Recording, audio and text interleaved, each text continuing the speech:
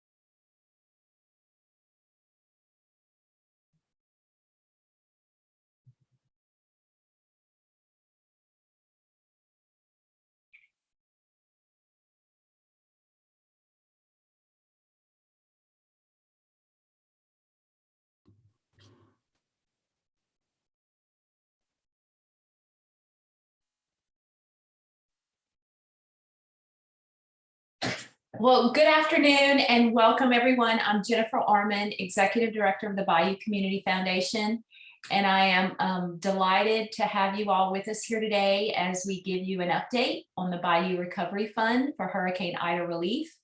I want to start by introducing 3 of our Bayou Community Foundation board members who are joining us here today. We have Bonnie Babin. Bonnie, if you can give us a wave. Thank you. Mike Kale. Mike, and Renee David. Hey, Renee, thank y'all for being with us. I also want to thank each and every one of you who are with us today, who have contributed in any way to our Bayou Recovery Fund for Hurricane Ida relief. We'll go through those numbers and all of the activity we've been able to do with your support since August 29th. But I know that on behalf of all of our board members and our board president, Henry Lafont, we are so grateful for your support and your ongoing help to address our community's recovery. I also know that we have donors with us today representing communities and families and residents in Kentucky, and our empathy and our sympathies go out to you all for the tragedies that you faced last Friday night. And please know that we're here for you, for support, and we're with you in spirit and in prayer. So please take care. Unfortunately, too many of our communities across the country have experienced disasters like these over the past couple of years. So we'll start now. I'm going to share my screen and go over a few things about the Bayou Recovery Fund. And I also want to ask for your patience and your understanding as we go through today, even though we've been Zooming for almost 2 years now. I still sometimes run into difficulties, so please just bear with me as we go through this.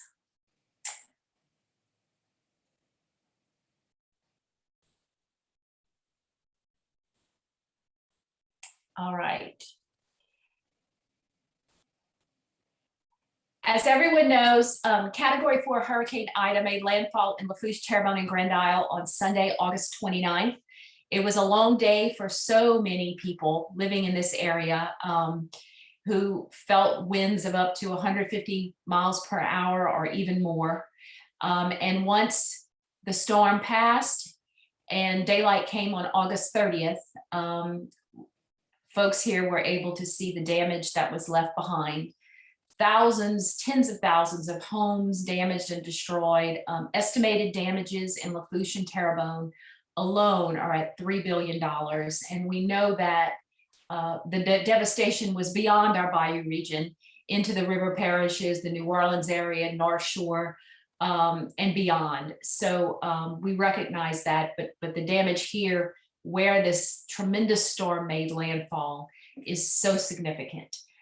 2 days before the storm, realizing that the storm was headed straight to Lafourche and Terrebonne, on August 27th, Bayou Community Foundation activated the Bayou Recovery Fund for Hurricane Ida relief. We knew, looking at our friends in the Lake Charles area, that the devastation was likely going to be severe and widespread. And as the Community Foundation, specifically for Lafourche, Terrebonne, and Grand Isle, we wanted to make sure we were prepared to respond after the storm and accept donations from donors who were interested in helping. So we opened that fund 2 days before. And just as our friends in Lake Charles told us, the requests for grants and the interest from donors who felt compassion for our area and our residents began immediately after the storm. And we're so blessed and so thankful for the support we have received since August 30th after this storm. With your help and your gifts to the Bayou Recovery Fund, Bayou Community Foundation has funded over $3.5 million in Ida relief and recovery services since September 5th. It's amazing to think that in about 3 months we've been able to make such an impact, but we know that the need is even greater than what we've been able to fill so far. And we could not have done this without the support of all of you. So thank you very, very much. To give us a picture of more detail about damage and recovery in our area, I'd like to now turn it over to Lafourche Parish President Archie Chasson, who will give us an update from Lafourche. And then I'm expecting Terrebonne Director of Homeland Security Earl Hughes to be joining us when Archie is complete. And then I'll give you a brief update on Grand Isle. So with that, Archie, let me take my screen share off so we can see you. All right, Archie, it's all yours. I have a face for radio, so you probably could have left it up. Thanks, Jennifer, for always allowing me a few minutes when you guys do these ceremonies and these updates to kind of give a picture of where we are. I like to tell people now that 129 days out or whatever we are now, that we're down to the nitpicky stuff. You know, all of our critical infrastructure stuff is back up and running. Your power, water, in most cases sewer for the 3 municipalities. Those things are all back up and running. We're down to really debris pickup and housing and streetlights. Streetlights have become a real big issue. But you know, as of today, and I'm looking down on this little piece of paper, I jotted down. You know, the housing program has been extremely slow. And I know I see Matt Rooker's name on the screen, Matt, and you guys stepped up and are pushing trailers into Lafourche and Terrebonne to help residents because we know those housing issues are so moving so slowly. But we requested somewhere around 3,000 units in Lafourche. We know we have about 40,000 homes in Lafourche, 10,000 of those have some sort of damage to them, and 3,000 we think, based on aerials, windshield tours, looking at pictometry data, working with the assessor, that about 3,000 of those are substantially damaged, that are probably going to have to come down and be rebuilt, or substantially where they had to be completely gutted and they're just not livable at the moment. So out of those 3,000 units, we have 264 FEMA units that are on the ground, but unfortunately only 90 of those are licensed in. We're working very closely with Tony Robinson and John Long from FEMA out of Region 6 in Denton to get more staffing in here. You know, the contractors are doing a really good job at hauling and installing them, setting up those temporary power poles, getting utilities hooked up. But the paper process after to get people into those actual units is frustrating. So we're pushing to get more staffing in here to be able to do that. On the states program, we have about 526 trailers on the ground. 26 of those are in a group site down in Golden Meadow on Mr. John Jerome's place. And we have 364 of those units licensed in. So same thing, we're pushing Casey Tingle, who's the new interim director up at GOSEP, to figure out how to get that better organized. I will say the states program's gotten off the ground a lot quicker and been a lot more flexible in hooking up power. You know, FEMA tells us that we have to have that temporary power pole in the ground. We can't hook it up into your house if it has power. I think we're really close to getting them to change that, where, you know, if your house is structurally sound and you can take power, we can put an extra 200 amp breaker in your panel and get that electricity hooked up, instead of the applicant or the survivor having to try to set up a separate account number with energy and push through all that stuff. So it's slowly getting there. I think we're going to make some pretty good progress over the next week. We ought to break about 125 of those FEMA units licensed in before Christmas, which will be huge, but still a far cry from really where we need to be. And I see Earl popping up. We yell at FEMA every week about that. And I yell at the guy who's embedded with us from FEMA every day about housing when I stop in the morning to grab a cup of coffee. But debris pickup is still ongoing. We broke the 1 million cubic yard mark right before Thanksgiving. We think we have somewhere about another 500 to 600,000 cubic yards still on the ground. And that does not cover the private property debris removal and actually some of these demolitions that we know we're going to do after the first of the year. So we're going to be well into this through Mardi Gras and Easter. We hope to have the bulk of the parish turned back over to River Birch. You know, everything probably north of Highway 90 by Christmas time, and then really focus in on the southern end, which was the hardest hit. Streetlights has really been a huge issue for us. We have 7,000 streetlights in Lafourche Parish. About 900 of them are owned by the parish. The other 6,300 of them, 6,200 of them are owned by Energy. Energy is still doing their damage assessments, but the supply chain issue is tough. We ordered 350 lamp structures that actually go on the telephone poles to provide streetlights 2 months ago. We got 5 of them in last week. So COVID and some of the hurricane supply chain issues are still causing as we do this. You know, I'll wrap up with this to say that we still have a very long way to go. And again, I want to thank you guys at BCF and all the donors and the board members for what you guys do. When we look at just public infrastructure, I know Jennifer had the $3 billion mark on there. We have somewhere about $107 million just in public infrastructure damage. It's $20 million of debris pickup on the ground. That's $44 million in pump station damage. And I'm not talking about changing a few belts and redoing some roof. I'm talking about stopping these stations from falling in the canal, things that we need to do fairly quickly. We have about $35 million in building damage. So, you know, you add up all the ancillary things, all our recreation services and all the other stuff we have to do. Numbers going to get cataclysmic very quickly. And you look at the over $100 million that FEMA's paid out in individual assistance in Lafourche. I think we're well over 80 million in SBE assistance to small businesses. So a lot of hard work to go. And again, very appreciative of all the efforts you guys do. And if I don't see you before the end of next week, Merry Christmas to you all. Have a blessed and happy new year and enjoy the time with your families. Thank you, Archie. I didn't mention before, but if anyone has any questions for any of our speakers, feel free to type that in the chat, and I'll pass on your question to the speakers as we go along.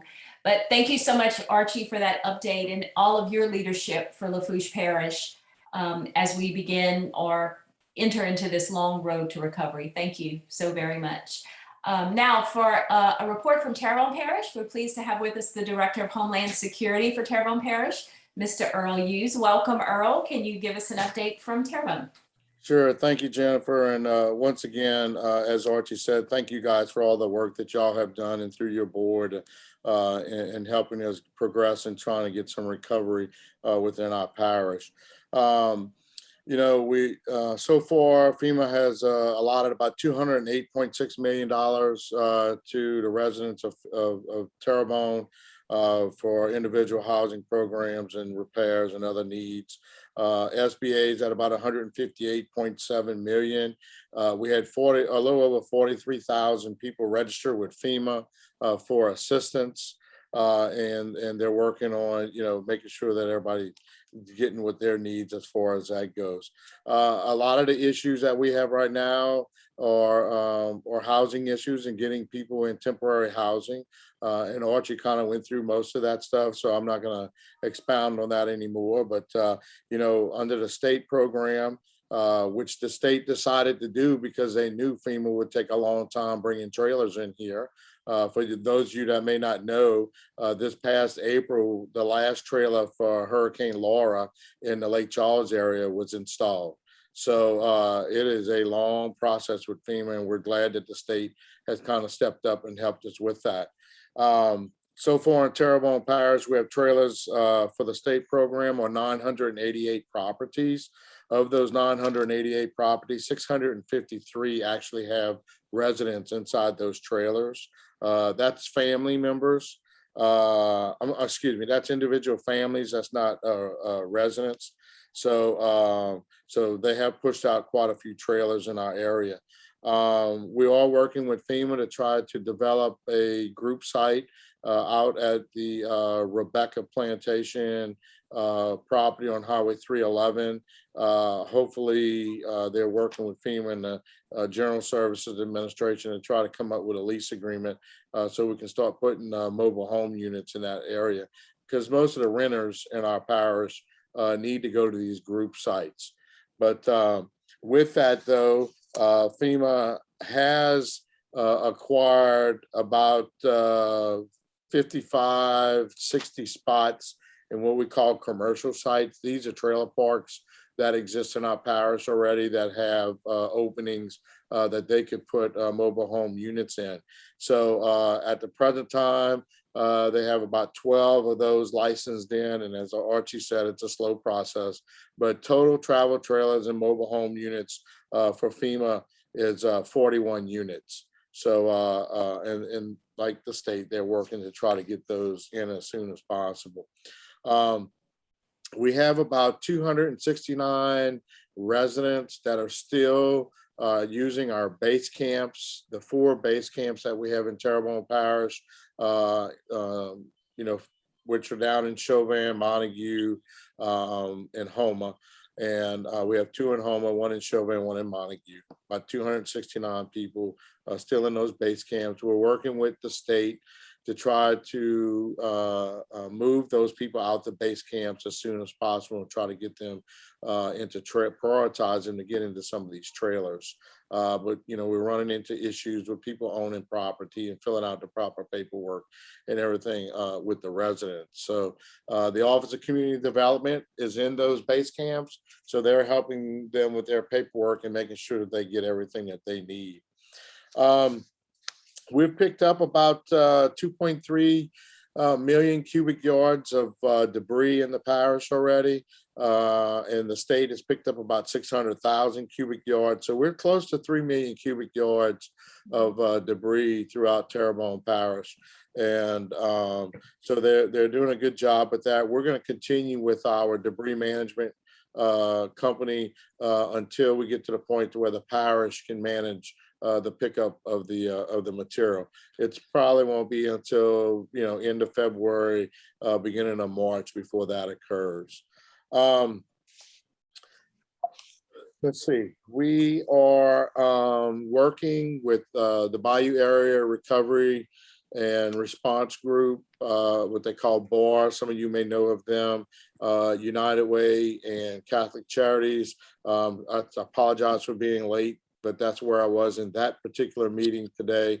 Catholic Charities has told me they already have like 3,100 cases that they need to manage, in which they will start doing, I think, beginning in January. But there's a lot of other groups that were at the BAR meeting today who's already starting to do case management also, such as the Council on Aging, the Indian tribes, and several other agencies are doing case management to try to help the citizens within our area, not only Terrebonne, but also Lafourche Parish.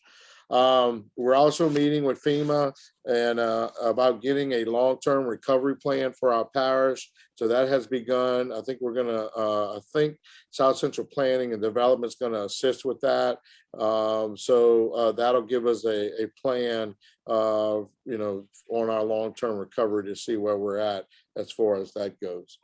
Other than that, you know, like Archie said, we have a lot of funds that have been expended, and we still have a lot of damage to some of our parish-owned buildings. Just to let you, we've spent about about $30 million just on debris management. And so we're trying to work with FEMA to try to get expedited payments to us to pay off those contractors and to begin some expedited payments to get some repairs done to some of the critical infrastructure that's in our parish. And so basically that's where we're at here, Jennifer. Once again, thank you all for all y'all have done to our residents. Not only you guys, but, you know, I keep telling people hundreds of millions of dollars have been pumped into our area from all over this country and maybe some areas outside the country to help our residents. And it's very appreciative that that's occurred.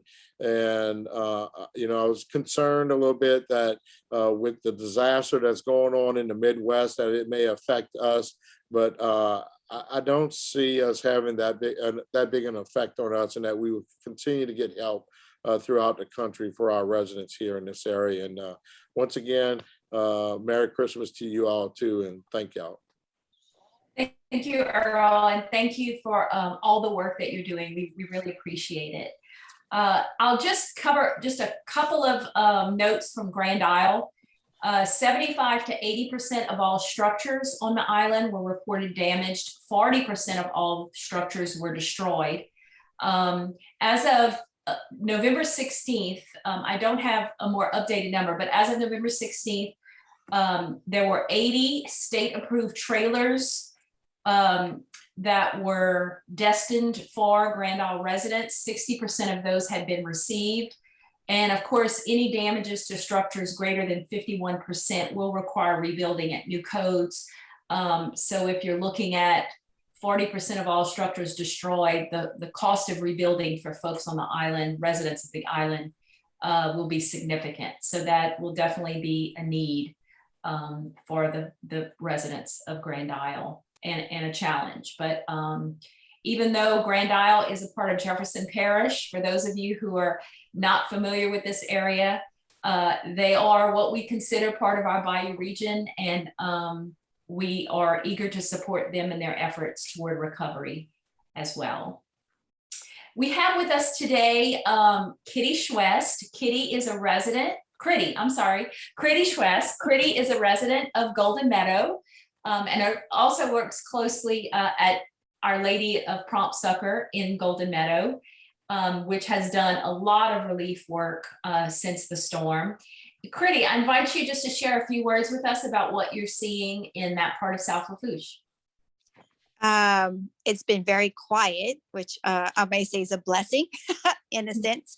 I am very appreciative. I do not know that organization, the one that was helping with free trailers. We had 5 people that we were kind of helping, assisting, that were living in tents. I do believe 3 of them definitely received free trailers. So that's been a beautiful blessing for those families. As of now, it's been kind of slow as far as people asking if they need, if they have any needs that need to be met. Not quite understanding if it's just a transition. We're in another transition period. I know like 3 weeks ago, people were needing, excuse my shirt, I had a Christmas thing today. They were needing the basic necessities as they were receiving their FEMA trailers or any free trailers that they were receiving. So we're trying to meet those needs as far as basic necessities, pillows, blankets, sheets, and things like that. So that has kind of trickled down. right now, I mean, as far as Golden Meadow, we are assisting with Christmas. So we're getting some more gifts in on Saturday, and we were able to actually gift 200. I don't know the exact number, but I'm going to go around 220. So all the kids in the little school and the middle school are actually getting gifts this week for Christmas, which has been a blessing for the families, because a lot of them are going to use that as Santa gifts. So the Lord has definitely blessed us here in Golden Meadow. But right now, maybe because it's the holidays, it is they're not really calling and asking for much right now. Might pick up next month. I'm not sure. So I'm in that area. Thank you, Pretty. I know quiet was not the word for September and October for you all. So Correct. I'll stay very, very busy every day of the week with your relief distribution. So thank you for that. We appreciate it. And thank you for sharing today. Thank you. We have with us today, I want to invite two of our donors to Bayou Recovery Fund to share with us their reason for supporting the Bayou Recovery Fund and what they're seeing in the community and the impacts that BCF is able to have in the community because of your gifts. First, I'd like to introduce our BCF board member, Renee Danos David, who also represents the Mary and Al Danos Family Foundation, which was a huge supporter of Bayou Recovery Fund and really our first major donor. Welcome, Renee. Hey, thank y'all. Hey, everybody. As Jennifer said, I'm on the board, but I'm also with the Mary and Al Danos Family Foundation. And it's a foundation that actually my father started about 17 years ago. And he, it was just kind of a real small one, but upon his death, everything from his estate went to this foundation, and he mirrored it off of Bayou Community Foundation. He wanted it to do the same things that BCF was doing.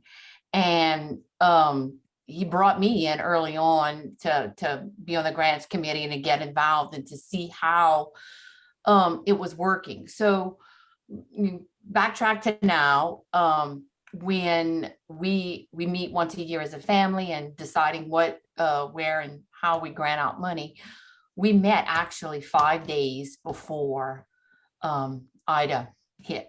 It was approaching in the Gulf. We sat there as a family and said, if this thing comes, this is what we're doing.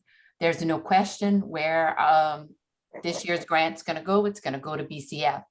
So days after, well, actually, I think it might have been a couple of days after, Jennifer and I were both in remote areas working back and forth. And, you know, we granted them the money right away and wanted it to be used now as quick as we could to get to the people in Lafourche and Terrebonne. And that's what our mission is in our foundation. It's specifically for Terrebonne and Lafourche.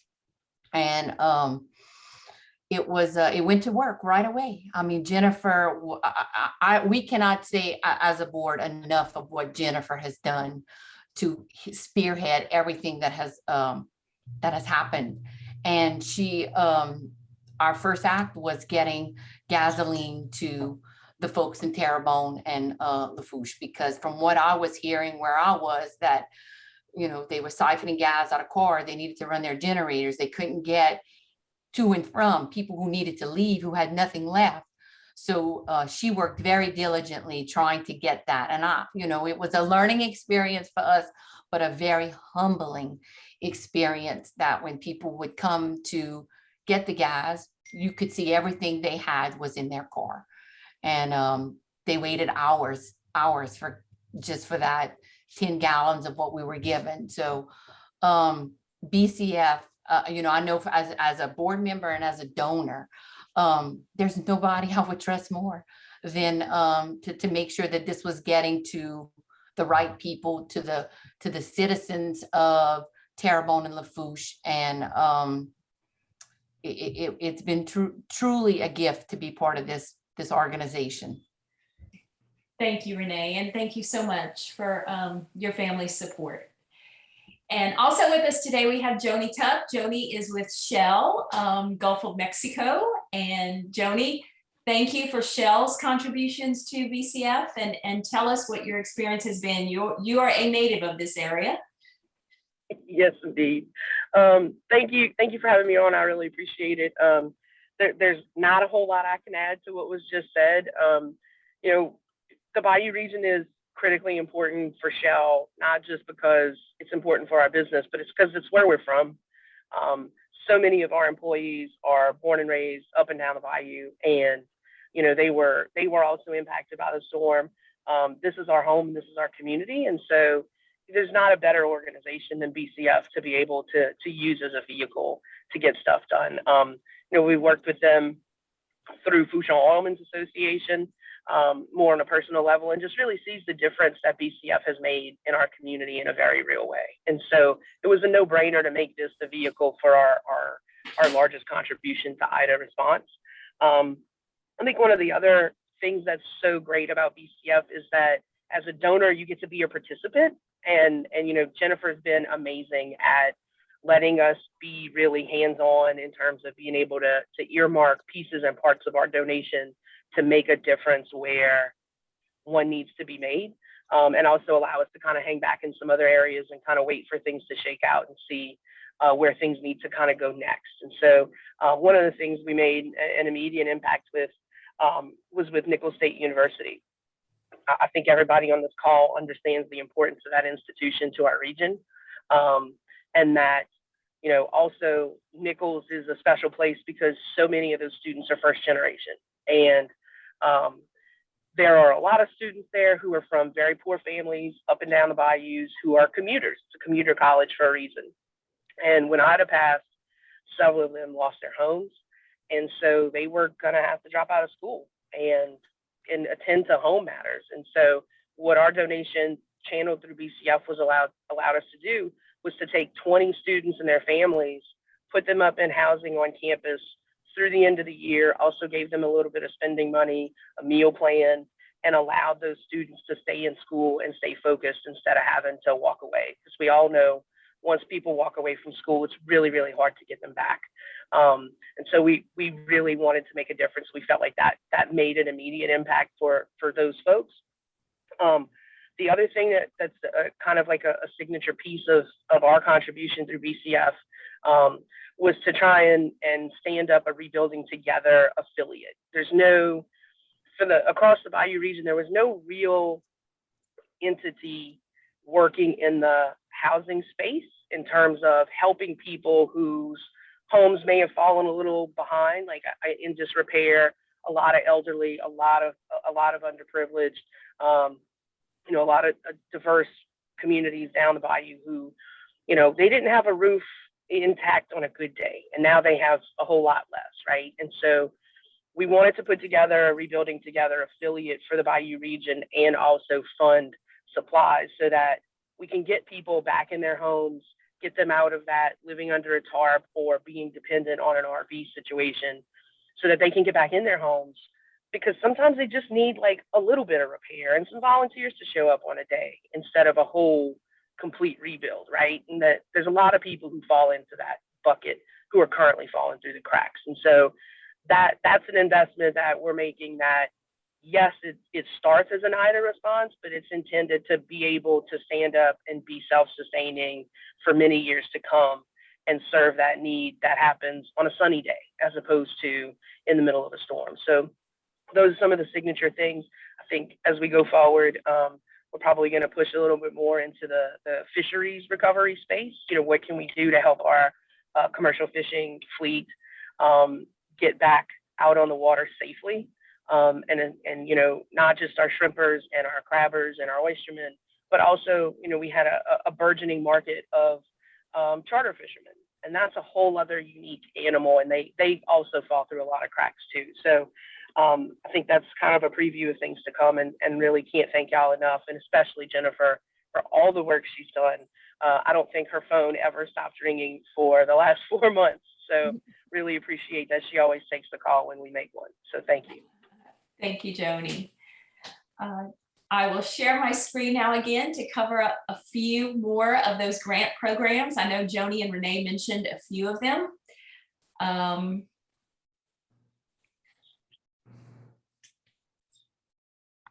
All right, just to recap, as I mentioned earlier, BCF has granted out over $3.5 million so far in relief and recovery services. And we have about another 800,000 or so that is committed in 2022. 82 grants have been awarded to nonprofit organizations in Lafourche, Terrebonne, and Grand Isle. And out of all of that, we have about $1.5 million in emergency relief, including that gasoline distribution that Renee talked about. And that was our early efforts. We're talking September and October after the storm was primarily the emergency relief. We've granted out about $810,000 for temporary housing programs. And we'll talk about housing. Of course, that is the most critical need right now throughout our area. $425,000 for home repairs and rebuilding projects, $210,000 for nonprofit recovery support.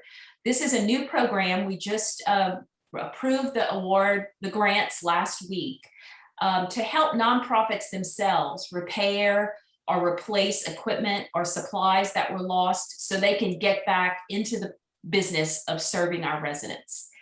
And then we also have about $620,000 for longer term recovery needs like direct financial residence assistance, Christmas distributions like Pretty discussed earlier, and then our food banks who during COVID were already stretched to the limit, and the hurricane has just really increased the stress on our food banks.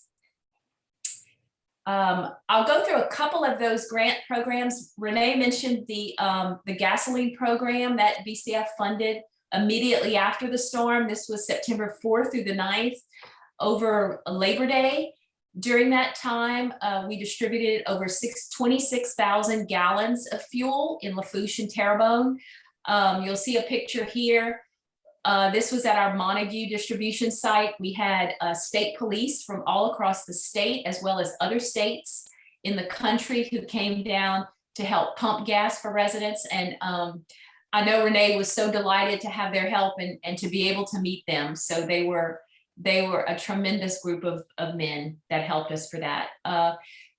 Joni mentioned Nicholls State University grant. That was a $77,000 grant for temporary housing for 18 students, 2 staff members, and it also included $500 emergency expense stipends for those folks and on-campus meals, which we know was a tremendous help to those students who had lost their homes in the area. Speaking of education, we awarded $100,000 grants to each of Terrebonne Foundation for Education Excellence and Lafourche Education Foundation to replace supplies and equipment for students and teachers in classrooms in Lafourche and Terrebonne. So many of our schools were severely damaged, particularly in the southern areas, and these grants really helped them replace much needed supplies for the students and the teachers. Bless Your Heart in Lafourche is a nonprofit that did tremendous amount of work in distribution from the LaRose Civic Center. With a $25,000 grant, they conducted many distributions on Saturdays following the storm. You'll see here, they had buckets with cleaning supplies, and they gave out food and other supplies to residents in that area. And we recently awarded a $250,000 grant to Bless Your Heart for temporary housing to provide campers to folks in that area who don't have a home to sleep in right now. Our Lady of the Sea in Cutoff, many of our hospitals were affected by the storm. Our Lady of the Sea was the most damaged, and we are so pleased to have been able to award them a $25,000 grant for a trailer to locate their rehabilitation services until the full hospital is back up and running. And they've been able to reestablish that vital medical service in their area in Cutoff because of that. And in the report they recently sent to me, they've had 136 outpatient visits in that temporary trailer. Second Harvest is a food bank that has done a great amount of work in the New Orleans area as well as here. They have many food pantry partners in Lafourche and Terrebonne. And with a $15,000 grant that we gave them, they have been able to provide 1,139,747 pounds of food and supplies in Terrebonne, Lafourche, and Grand Isle. And they also distributed over 46,000 hot meals immediately following Hurricane Ida. We can't forget about our babies and our mothers. Hope Restored in Terrebonne Parish received a grant for distribution of baby supplies, diapers, and car seats. They have served over 257 families in the aftermath of Hurricane Ida. And they shared with me a story. I'll read this to you very quickly because I thought it was so heartwarming. A soon-to-be mom living in the shelter who is in her 3rd trimester of pregnancy had nothing prepared for her baby. She needed baby and pregnancy items and help finding a doctor. She appreciated our referrals as well as the hope and material support she received. And Hope Restored says they're able to continue helping this mom to prepare for her first baby and walk alongside her when she's able to move out of the shelter and into a new home, thanks to your gifts to the Bayou Recovery Fund and the grant to Hope Restored. So thank you so much. That's just an example of the wonderful impact your grants are having on our local families. We mentioned housing, and as I said, housing is the #1 priority, the #1 critical need in our area. And BCF has really been able to award significant grants so far for housing. We know this is just a start, and we expect that in the months ahead, housing will continue to be a big push for our foundation. BCF has awarded $125,000 in grants for building supplies, for home repairs. $100,000 of that was for Holy Family Church in Dulac. And this building supply project has enabled 47 families to return to their homes and allows them to move out of tents and cars. Critty mentioned some of that, into more livable structures until their homes can be permanently repaired. For many people, just having a decent roof enables them to move back into the structure that used to be their home, but it's at least better than sleeping in a tent or a car. And this this repair project at least gets them to that point until more serious repairs can happen. Similar project, we granted $25,000 to Hope Extreme. They have volunteer teams repairing homes in East Houma and serving the Latina community. And the picture you see here is of a team helping a young family make repairs to their mobile home that was damaged during the storm. We also provided a $50,000 grant to the Terrebonne Parish Sheriff's Office. The sheriff there had set up a camper site for 32 officers who lost their homes, and BCF's grant supported his efforts to buy campers and get all the utilities set up for that site. So we're very pleased to be able to help our first responders who have lost so much. And BCF also recently made a $300,000 commitment to the Mennonites through their disaster aid program. Mennonite building volunteers are now in Dulac through May, where they expect to build up to 20 homes and repair up to 50 in Dulac, as well as in South Lafourche. We're looking to move into South Lafourche as well. Their total budget for those 20 homes and repairing 50 homes is about $1 million. So we will continue to appeal to donors and to try to meet that $1 million budget to get as many homes built and repaired as possible in this area. And from what I understand and what I have seen, the quality of construction and the attention to detail is so high with the Mennonites program. So we're very, very grateful to have them in our community. And all of their rebuilding services are donated. For the new homes, you're really just paying for the supplies and perhaps specialty trades like electrical and plumbing if needed. BCF also provided a $500,000 grant to the Terrebonne Economic Development Foundation for a regional business organization's temporary housing initiative. And I will stop sharing here because we have with us Matt Ruckert. And Matt, you fill us in, please, on that TEDFO housing project. Hey, sorry, trying to get off mute here. No, it's so this project has been, I think I shared with you in an email. It's been probably one of the most professionally and personally rewarding projects I've been able to work on in my career. And it all kind of started with a meeting driven by all the business groups in both Terrebonne and Lafourche, where there was a commitment to do something together. I think we all realized that if we all kind of split up on the business side, that there would be duplication and a lot of waste in that process. And so we had a kickoff meeting, and frankly, nobody got off the housing topic. I mean, it was the only thing you could talk about. I mean, because without housing, it's hard to talk about a company recovering when, there's people, their employees living in tents when they're living in tents in some cases. And so we had been hearing some of the rumors about the FEMA timeframes.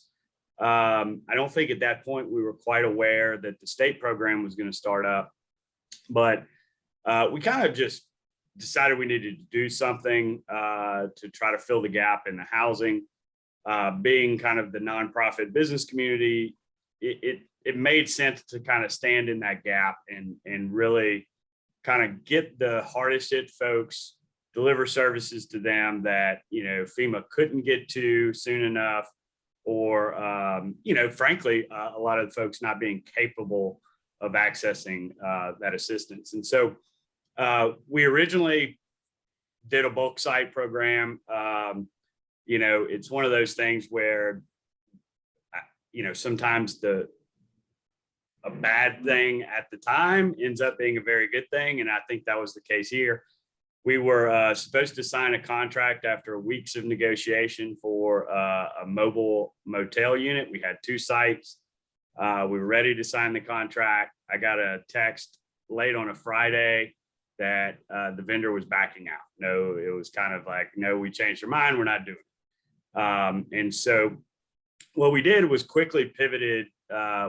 We first went down and met with some of the folks in Pointe-au-Chien, and frankly, they were saying you got to have something that's on site for it to really be an effective program, which we understood, and we could see some data at that point with the bulk sites not being really maximized, I guess is the right way to say it. And so we came back and just said, what would you do? And they said, well, we would do a trailer program. So we kind of looked at what that would look like and started that pretty quickly, I think in about 7 or 8 days after. Few differences in our program. We are donating these outright to the recipients.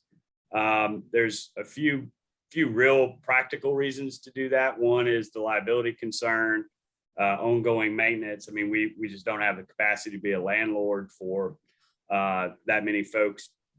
But it also, we had this theory where we like to say we're the world's most self-reliant people.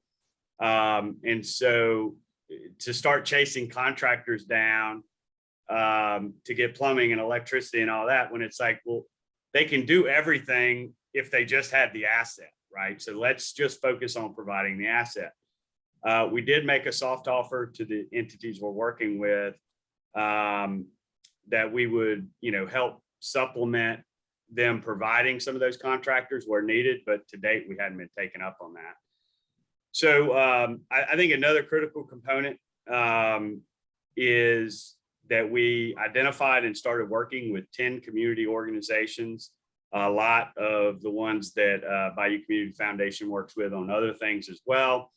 And through those conversations, we basically kind of took the approach that we're going to supplement their work. We're not going to try to revet people. We're not going to try to, go through and ask 100 questions. They're in the field. They're working with these folks, sometimes weeks at a time, sometimes months. And so if they say there is a housing need and we're able to fill that need, then we'll fill it. And so that's been our approach. It's kind of a, it's just kind of a get it done approach. People have really responded well to it. So to date, we've purchased 37 trailers. We've delivered, as of this morning, 32. We're averaging around just under 3 people per household of delivery. So you can kind of do the math, pretty easily. It's almost 100 folks that we've helped get a roof over their head.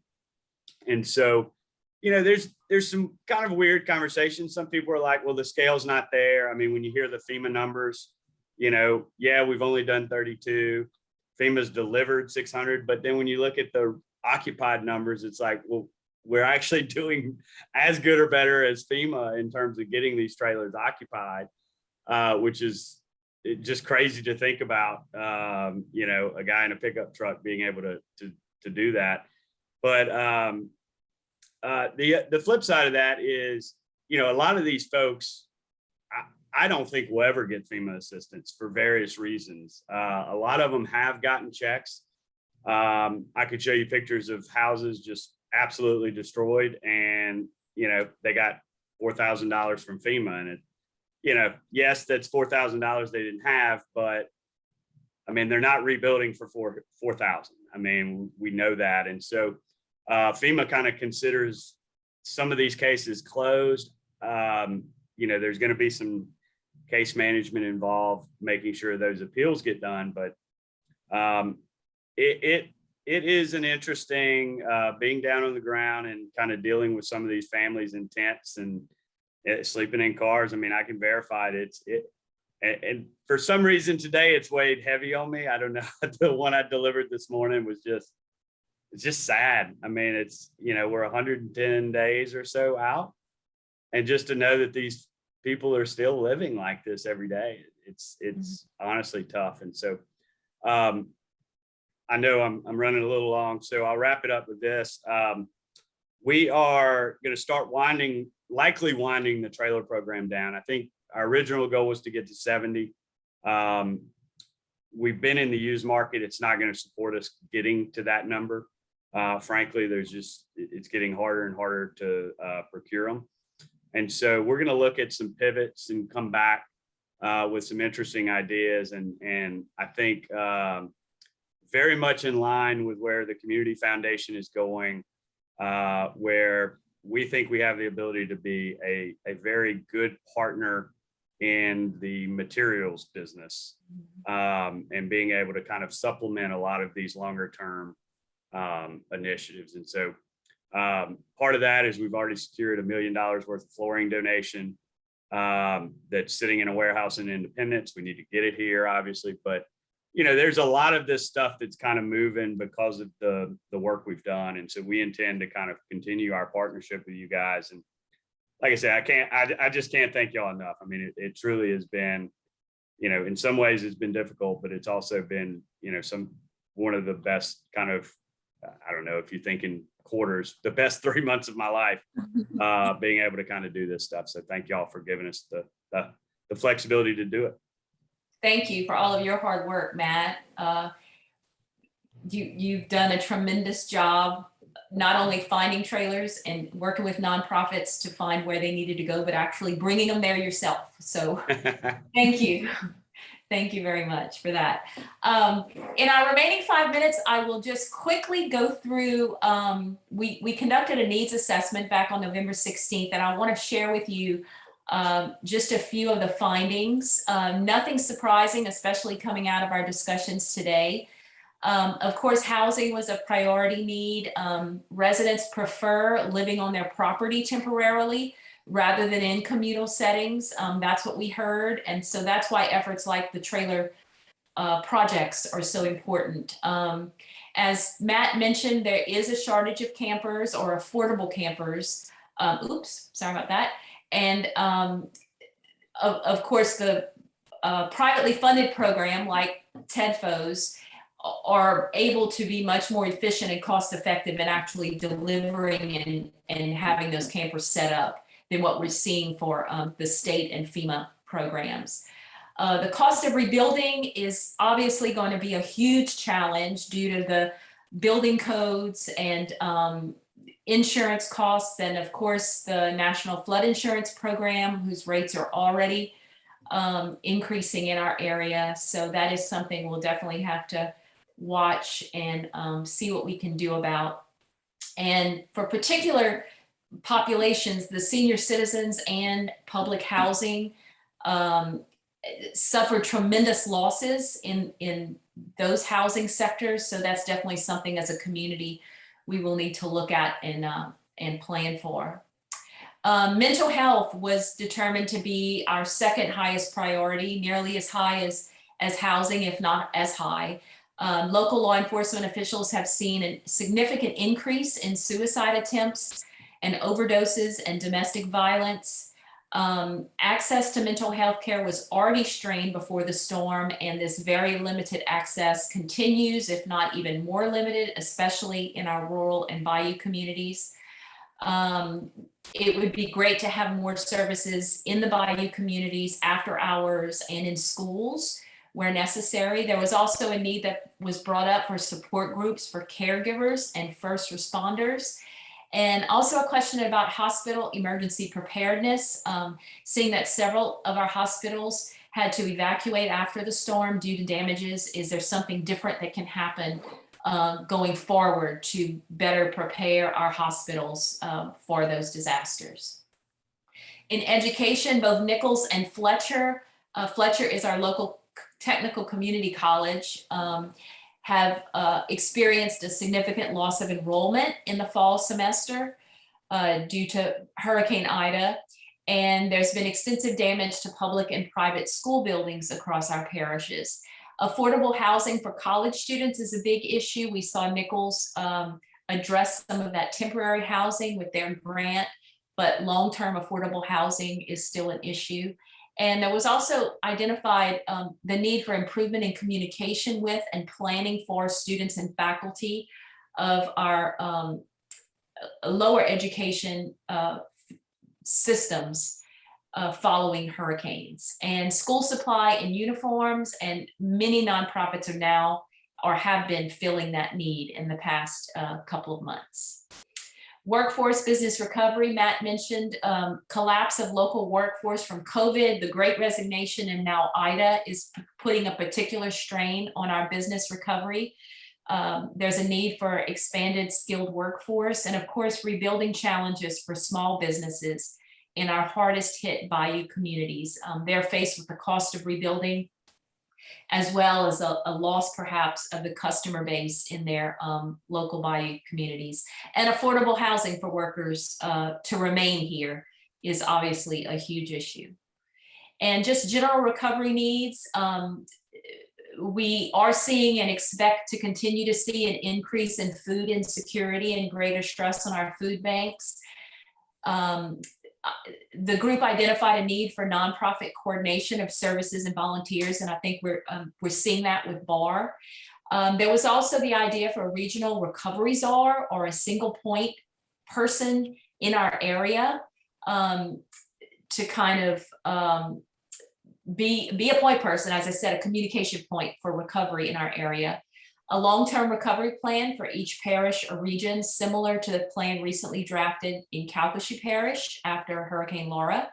A need to support non-English speaking residents, and continued grant support for nonprofit relief and recovery efforts, which BCF, of course, will do our best to fill that need thanks to your help. So that covers it. Bayou Recovery Fund for Hurricane Ida relief will just keep on working. We expect our work to continue far into 2022. The need is definitely there, and with your support as donors, we are able to fund these very critical programs and recovery efforts. If you want to contact me at any time, please do. There's my email address, which you probably already have, and my cell phone number. I'm always eager to talk to you, hear your suggestions, your questions, provide you any information you need at any time. And I think that wraps it up for me. Does anyone have any questions or any comments? And Steve, I see you're in New York, right? And it's already dark. Already dark on the East Coast. So. Hey, Jennifer, this is Greg Hetrick. I'm with the Federal Home Loan Bank of Dallas. Yes, hi Greg, how are you? How are you doing? I really appreciate the opportunity to hear from everybody and hear about what's going on there and the work that you've done. The successes you guys have had so far are really inspiring. I just put this out here. I can follow up with you later, but our company has got a small disaster rebuilding assistance fund that can help low-income homeowners rebuild and can provide grants of up to $10,000. It won't work with trying to buy trailers, but if there are some homes that just need to continue to be worked on, it could be a resource. So maybe I can follow up with you on that. Oh yes, please Greg, please email me and we can talk and we have Matt, of course, is involved with housing and rebuilding, and several of our board members are. Particularly, we have a board member, Richard Watkins, who is our vice president, who we consider our rebuilding czar on our BCF board. He is involved in all of our rebuilding and repair projects. So I'll definitely connect us all to talk about that. Thank you very much. That would be great. Great. All right. So Steve, we can hear you now. Can you hear me? Yes, yes. Hi. Hey. You guys are amazing, just wonderful. And my heart still breaks when he was talking about people living in tents. Oh boy, for this long. So I'm just so proud of all what you've done, all of you. Thank you, Steve. Thank you very much. Yes, ma'am. All right. Well, everyone, thank you for being with us. Thank you for supporting Bayou Community Foundation. And Merry Christmas to you all. And let's all hope and pray for a good 2022. And with the people we have in this community, I know it will be. So thank you so much. Good night, everybody.